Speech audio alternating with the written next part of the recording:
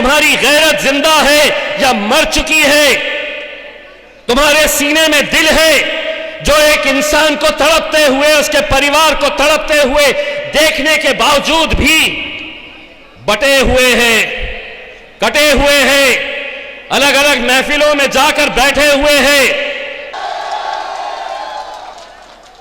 मेरे भाई, एक ऐसे मुश्किल दौर से हम गुजर रहे हैं जहां अब भी अगर हम बिखर गए, बट गए, तो क्या होने वाला है?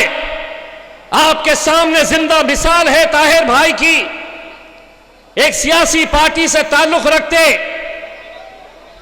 महज एक आरोप की बुनियाद के ऊपर उन्हें निकालकर बाहर फेंक दिया जाता है। आप जेल में बंद करके रखेंगे, कोई सुनवाई नहीं। और अगर 5 साल 7 साल के बाद अगर ये बेकसूर छुटते हैं और इंशाअल्लाह छुटेंगे, तो कौन उनका एक एक दिन वापस लौटाएगा? इसीलिए मैं कहता हूं ताहिर भाई, हिम्मत मत हारिए। और वो हुकूमतों को कहना चाहता हूं, लौटाएंगे तुम्हें वह सब कुछ सूद के समेत, लौटाएंगे तुम्हें सब कुछ सूद के समेत। हम पर तुम्हारे जुल्म का जितना उधार है, ताकत है अगर तुम्हारे पास सितम करो, तो हमारे पास भी रहमत परवरदिगार है। अपनी स्पीच के अंदर, अपनी तकरीर में अपनी दिल की तड़प जो थी उन्होंने बताई आपको। बड़े संजीदगी के साथ, बड़े गौर से आप लोग उन्हें सुन रहे थे। आने दीजिए, मीडिया वालों को आने दीजिए, बड़ा अच्छा लगता है उनको हम क्या बोलने वाले हैं। हमको जो बोलना है हम बोलने वाले हैं, तो सुनने दो, रिकॉर्ड करने दो। तो ताहिर भाई ने अपने दिल के जज्बात आपके सामने रखे। एक बात उनकी मुझे पसंद आई, उन्होंने कहा कि मुस्तफाबाद के अंदर एक ऐसा माहौल था जहां पर आप अलग अलग जाति, धर्म और मजहब के लोगों को एक साथ मिलकर सारे त्योहार आप मनाते थे। ये मुस्तफाबाद की पहचान हुआ करती थी। उन्होंने कहा कि न जाने किसकी नजर लगी। ताहिर भाई, मैं बताता हूं कि इस मुल्क को किसकी नजर लगी। जिसकी नजर लगी है उसका नाम है नरेंद्र दामोदर मोदी। पुलिस वाले यहां पर मौजूद है। मैं आप लोगों को एक बात कहना चाहता हूं साहब, ये देश की खूबसूरती यही है कि यहां पर हर जाति, धर्म और मजहब के लोग एक साथ मिलकर रहे हैं। एक उदाहरण मैं आपको देना चाहता हूं। उत्तर प्रदेश के मुख्यमंत्री हैं, पहचानते हैं उत्तर प्रदेश के मुख्यमंत्री कौन है?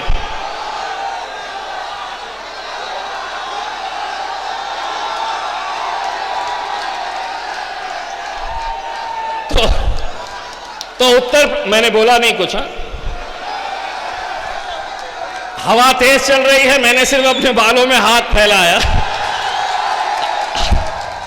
तो उत्तर प्रदेश के मुख्यमंत्री साहब ने अभी कुछ दिन पहले एक बयान दिया था कि महाकुंभ जो हमारे हिंदू भाइयों के लिए एक बहुत बड़ा उत्सव, एक त्योहार होता है, जहां पर दुनिया भर के हमारे हिंदू भाई बहन वहां पर जाते हैं। उन्होंने एक बयान दिया था कि वहां पर मुसलमानों ने आना नहीं चाहिए, कुंभ मेले के अंदर आना नहीं चाहिए।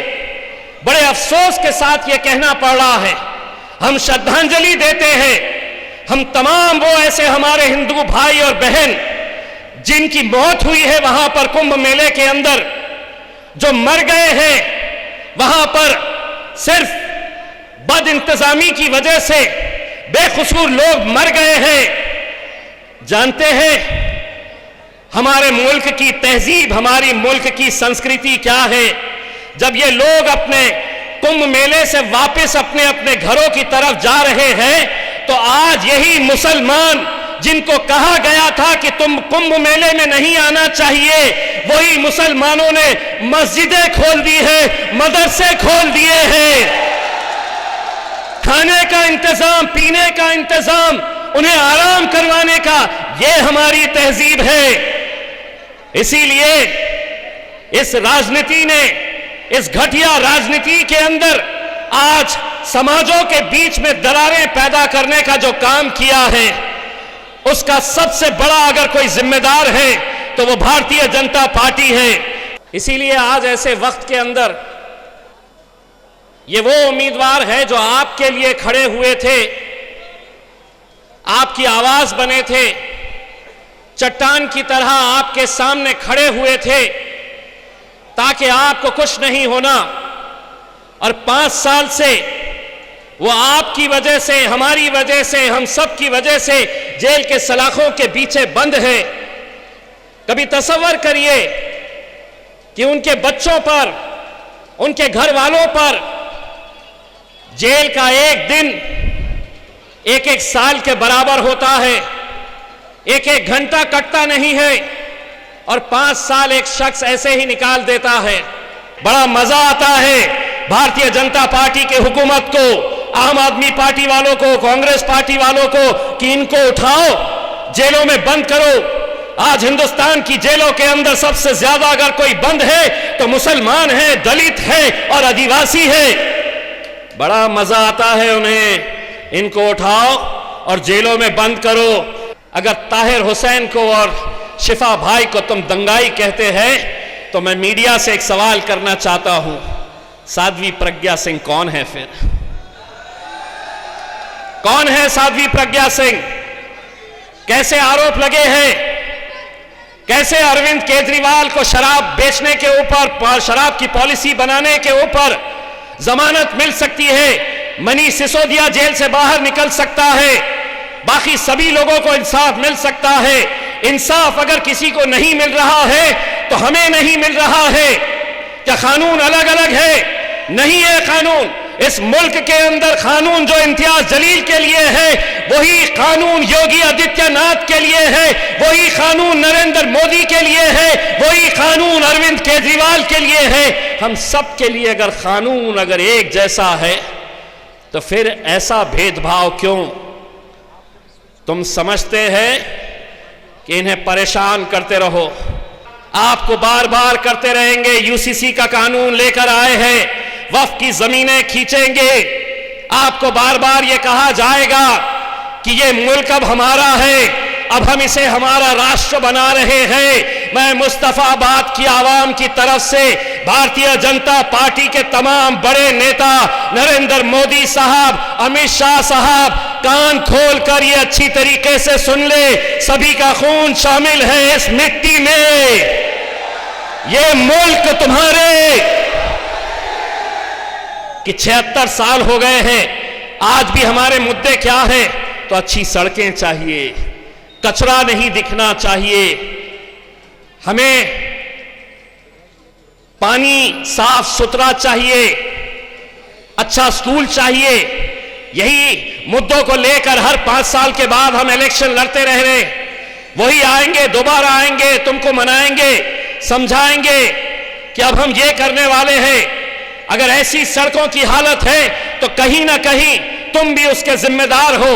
इसलिए जिम्मेदार हो कि इलेक्शन वक्त में तुम बढ़ जाते हो, तुम बिखर जाते हो।